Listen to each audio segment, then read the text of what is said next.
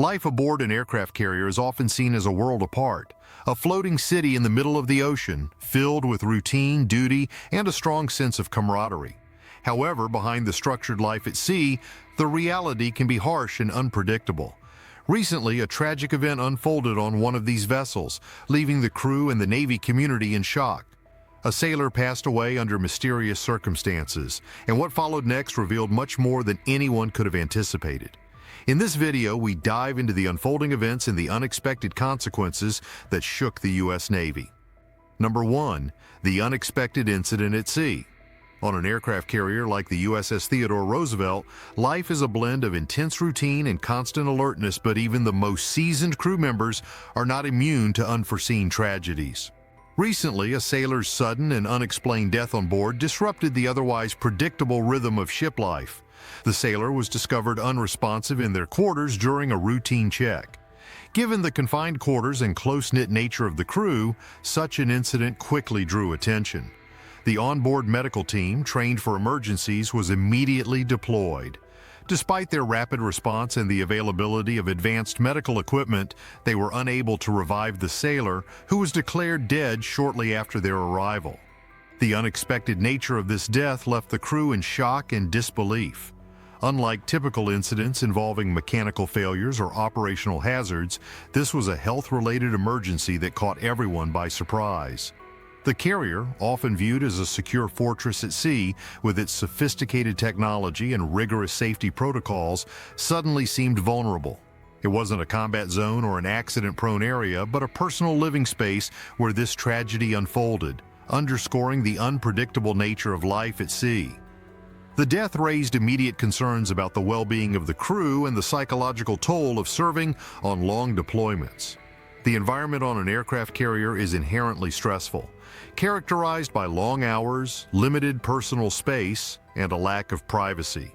These factors, combined with the isolation from loved ones and the relentless operational tempo, can strain even the most resilient individuals.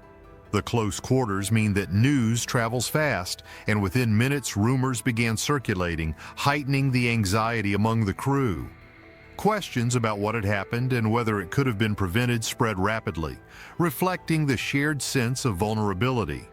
In addition, the incident prompted a reevaluation of existing health protocols.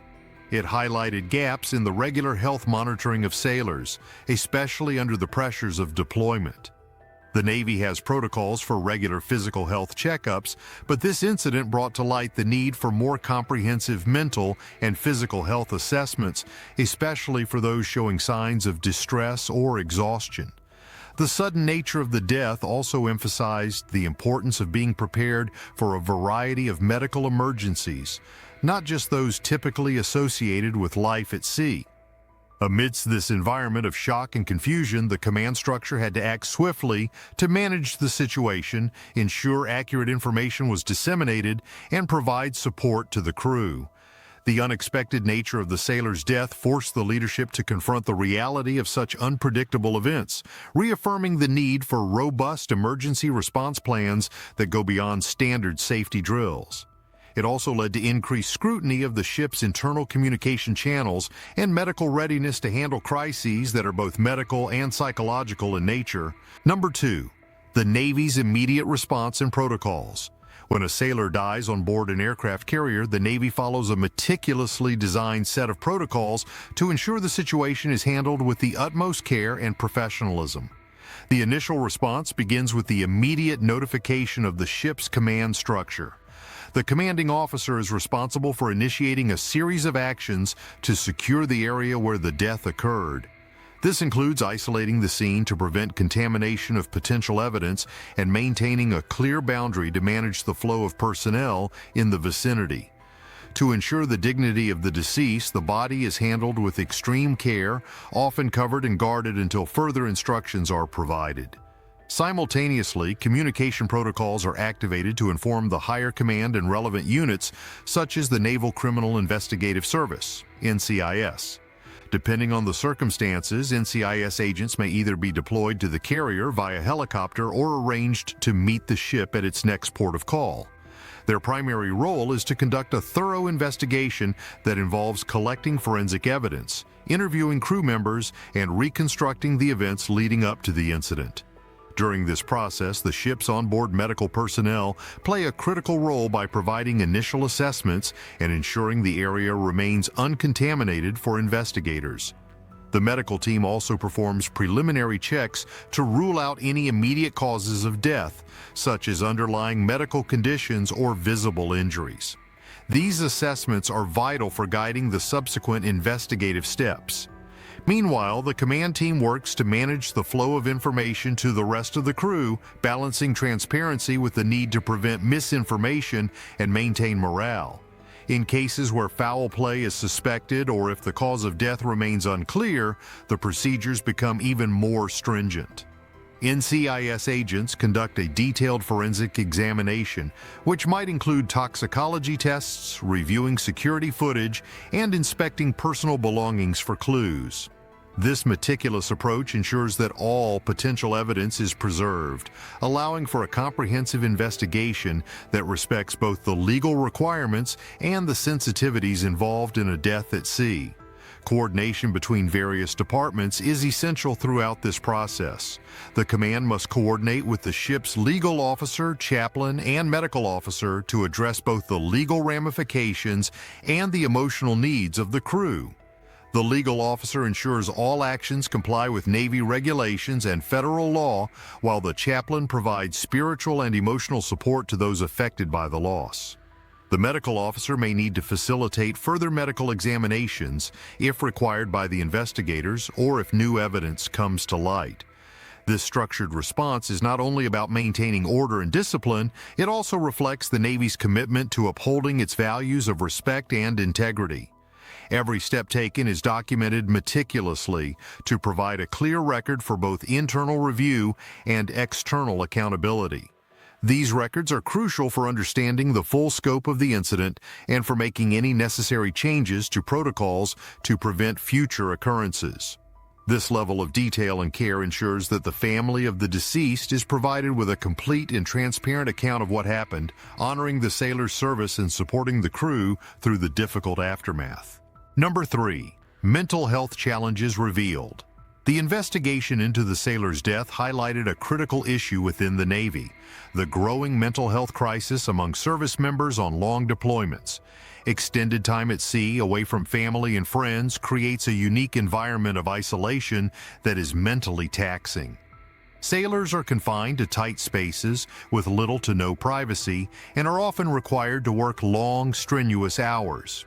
This lack of personal space and downtime can lead to severe stress, anxiety, and depression. The unpredictability of deployments, combined with a high operational tempo, only intensifies these feelings, leaving many sailors feeling trapped and without adequate support. The sailor who passed away was reportedly dealing with a series of personal and professional challenges, exacerbated by the isolation and demands of life at sea. These stressors are not uncommon in the Navy, where a culture of toughness and endurance often discourages seeking help for mental health issues. Many sailors fear that admitting to struggles might be perceived as a sign of weakness or could negatively impact their careers. This stigma around mental health prevents individuals from reaching out, and it also limits their access to the support they desperately need. Recognizing these significant challenges, the Navy has begun to take steps to address mental health more proactively. One initiative is the enhancement of the Operational Stress Control Program, which aims to build resilience among sailors and reduce the stigma associated with seeking mental health care. This program includes training for both sailors and officers on recognizing signs of stress and mental health issues among their peers. Another measure involves increasing the availability of remote counseling services, especially when ships are deployed for extended periods and access to mental health professionals is limited. This could include telehealth options, allowing sailors to have confidential sessions with licensed professionals. Furthermore, the deployment of Special Psychiatric Rapid Intervention Teams, SPRINT, to ships following traumatic events is another critical initiative. These teams are made up of mental health professionals who can provide immediate crisis intervention, group therapy, and individual counseling. They play a vital role in helping sailors process traumatic experiences and in preventing long-term psychological issues that could arise from unresolved stress. The Navy is also exploring partnerships with civilian mental health organizations to offer sailors additional resources when they return to port. The realization that mental health is as important as physical readiness is prompting a shift in the Navy's culture. Leadership is being encouraged to foster open discussions about mental health, promoting an environment where sailors feel safe seeking help. Regular mental health check-ins are being considered as part of routine medical evaluations, aiming to catch early signs of distress before they escalate. Additionally, peer support programs are being expanded, where sailors are trained to provide initial support and guidance to their fellow shipmates. This comprehensive approach reflects a growing acknowledgement within the Navy that the mental well-being of its personnel is crucial for maintaining operational effectiveness and ensuring the safety and readiness of all crew members. Number 4. Reflections and changes moving forward. The tragic death of the sailor has prompted the Navy to take a comprehensive look at how it addresses mental health and overall well-being among its ranks. Recognizing that a one-size-fits-all approach is insufficient, the Navy is exploring multiple avenues to foster a more supportive environment. One major focus is on improving access to mental health care, especially during long deployments. The Navy is considering the integration of more mental health professionals on ships, which could include not only psychiatrists and psychologists, but also licensed social workers and counselors. These professionals would be embedded with the crew, allowing for immediate access to care, crisis intervention, and continuous support throughout a deployment. In addition to increasing the availability of mental health professionals, the Navy is looking at leveraging technology to bridge the gap in care. Telehealth services are being expanded to allow sailors to consult with mental health providers remotely, offering a layer of privacy and convenience that may encourage more sailors to seek help. This initiative also includes developing secure, confidential digital platforms for mental health screenings, self-help resources, and peer support networks, providing a more robust safety net for sailors who may be reluctant to seek face-to-face counseling. Peer support programs are also being enhanced, with the Navy recognizing the importance of camaraderie and promoting mental health. New training modules are being introduced to educate sailors on how to support each other emotionally, recognize signs of distress, and know when to escalate concerns to professional caregivers. These programs are designed to empower sailors to act as the first line of support for their shipmates, fostering a culture of mutual care and vigilance. Leadership training is another critical area of focus. The Navy is developing comprehensive training programs for officers and senior enlisted personnel to better equip them with the skills needed to manage their team's mental health proactively. This training includes recognizing early warning signs of mental health issues, understanding how to have open and supportive conversations about mental health, and knowing the resources available to provide appropriate support. By enhancing leadership awareness and capabilities, the Navy aims to create an environment where mental health is treated with the same seriousness as physical health. Policy changes are also being considered to reduce the stigma associated with seeking mental health care. The Navy is reviewing its policies to ensure that sailors who seek help are not unfairly penalized or stigmatized in their careers. This includes clarifying the confidentiality of mental health services and ensuring that career progression is not negatively impacted by seeking mental health support. Moreover, the Navy is working to integrate mental health metrics into its overall readiness assessments, recognizing that psychological resilience is a critical component of operational effectiveness. The Navy is also looking into partnerships with civilian organizations and veterans groups to enhance its mental health resources. These partnerships could provide sailors with access to a broader range of support services, both during and after their service.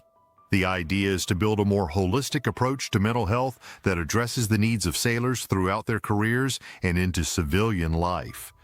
This multifaceted strategy reflects a deepening commitment by the Navy to address mental health comprehensively, recognizing that a sailor's psychological well-being is integral to their performance and the overall mission success. By implementing these changes, the Navy hopes to foster a culture where every sailor feels valued, supported, and equipped to thrive both on and off duty.